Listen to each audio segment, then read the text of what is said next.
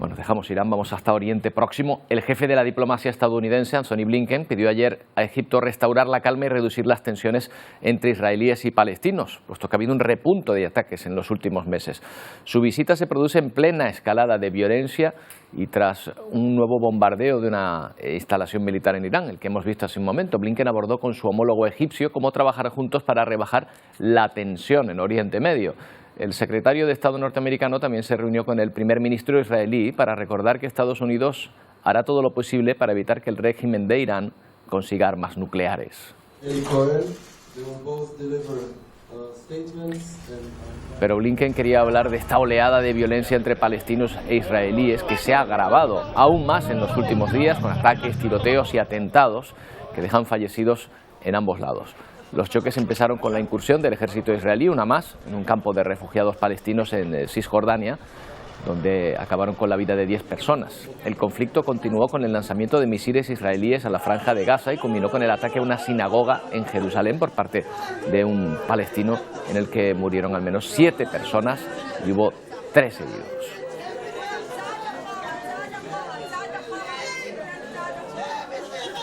Bueno, hablamos con Alberto Priego Moreno, profesor de Relaciones Internacionales de la Facultad de Derecho ICADE en la Universidad Pontificia de Comillas y experto en esta situación en Oriente Medio. ¿Qué tal, Alberto? Buenos días. Hola, buenos días. Alberto, estamos acostumbrados a ver esta violencia que por oleadas sacude a veces la convivencia o no convivencia entre israelíes y palestinos, pero estas últimas semanas están siendo especialmente cruentas. ¿Estamos ante una escalada de violencia distinta?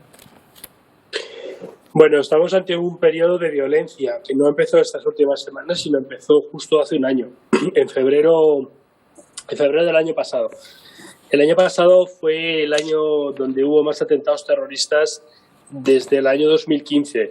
En concreto hubo 31 personas que murieron en Israel a manos de atentados terroristas. Es decir, que no estamos ante una nueva oleada o un fenómeno nuevo, ¿no? Es algo que viene desde el año pasado, desde febrero, ¿no? Entonces tampoco yo creo que sea correcto decir que es una nueva oleada. Lo que sí parece evidente es que hay, digamos, un endurecimiento de la postura por parte del gobierno de Israel, que por cierto ahora gobierna en una coalición con ultraortodoxos y ultranacionalistas. ¿Estás de acuerdo en que hay en ese punto un escenario distinto? No, sinceramente, o sea, creo que la posición del gobierno de Israel en este tema no es muy diferente. Es verdad que ha habido alguna polémica por algún ministro que ha visitado el Monte del Templo, pero no hay una posición muy distinta. Es decir, hay que recordar que febrero pasado, yo acababa de volver de Israel, hubo una oleada de atentados en Tel Aviv que dejó 12 personas muertas, atentados en las calles, contra cafeterías. Es decir, no ha habido un cambio sustancial ni en la política del gobierno de Israel, que a lo mejor lo hay en el futuro, ni tampoco en la respuesta palestina. Es decir, desde febrero del año pasado pues ha habido continuos atentados terroristas e incluso hemos vivido momentos en los cuales ha habido lanzamientos de cohetes por parte de Hamas. Recientemente hemos visto lanzamientos hace unos días sobre Askelot.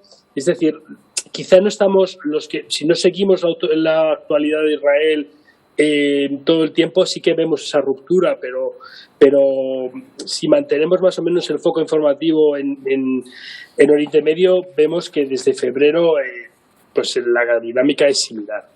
¿Crees que está alterando la guerra de Ucrania de alguna manera el equilibrio diplomático de fuerzas entre Israel, Palestina y Estados Unidos siempre como mediador en la zona? Bueno, yo creo que la guerra de Ucrania altera cualquier relación diplomática, pero no creo que esté teniendo un efecto directo, ¿no? Porque Israel está manteniendo una postura muy reservada respecto del conflicto y los palestinos, bueno, pues no toman parte realmente, ¿no? Porque su capacidad en el conflicto es menor. Sí que es verdad que el mundo está mucho más convulso y sobre todo lo que sí que hay es un problema dentro de la parte palestina de lucha del poder, ¿no? Hubo unas elecciones que no se llegaron a celebrar y hay una situación en la que Hamas intenta hacerse fuerte en Cisjordania, es fuerte evidentemente en Gaza, que lo controla, y hay una lucha interna con la Autoridad Nacional Palestina. Y eso sí que genera inestabilidad y probablemente lo que genera es una competición por quién se opone más a Israel. La Autoridad Nacional Palestina tiene una circunstancia muy complicada.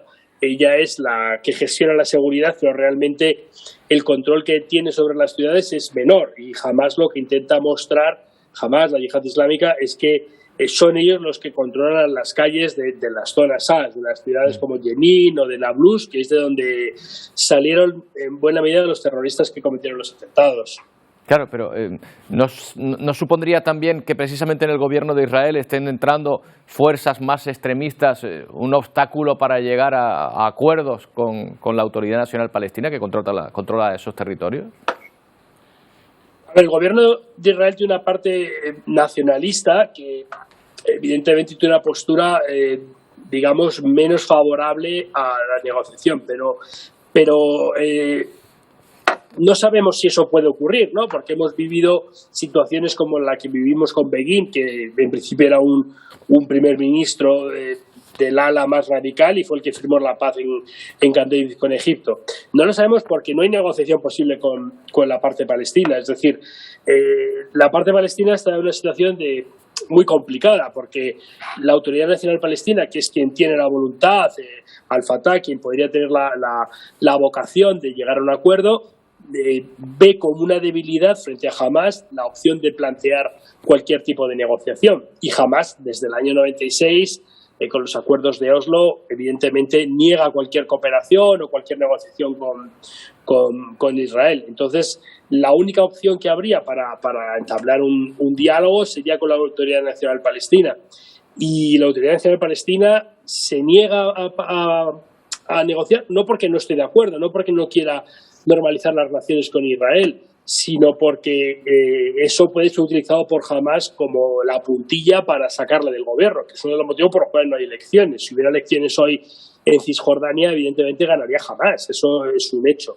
Entonces es una situación de callejón sin salida en el que además la población palestina está perdiendo el apoyo de los países árabes. Aquí Israel está llevando a cabo una política exitosa desde el punto de vista diplomático con los acuerdos de Abraham y es una situación muy difícil de solucionar.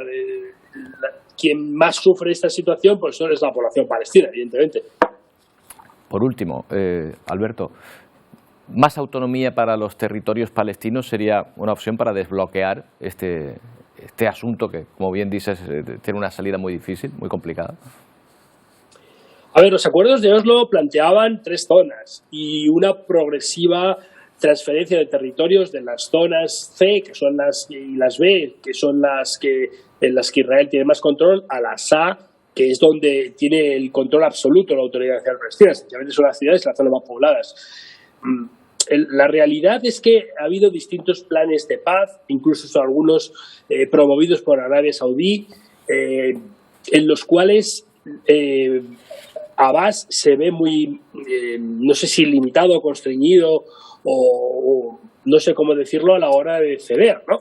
¿Por qué digo esto? Pues el mejor acuerdo al que se le ofreció fue el acuerdo el que se llama de la Sevilleta, el que hizo con Olmert, lo que ofreció Olmert en el año 2008, en el cual le ofreció más o menos un 96% del territorio, unos cambios territoriales y sobre todo, yo creo que lo más importante, un corredor que uniera Cisjordania con Gaza, para que las dos partes que compondrían el Estado palestino pues no estuvieran separadas.